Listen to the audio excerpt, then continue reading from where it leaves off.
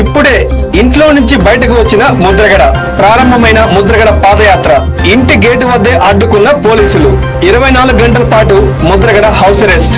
రాష్ట్ర వ్యాప్తంగా కాపు నేతలను హౌస్ అరెస్ట్ చేస్తున్న ఏపీ పోలీసులు.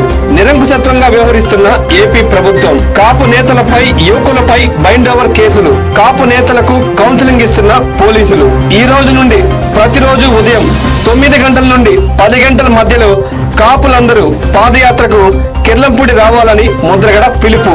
ముద్రగడ పాదయాత్రను పోలీసులు అడ్డుకుంటున్న వైనంపై ఎక్స్క్లూజివ్ విజువల్స్ మీకోసం.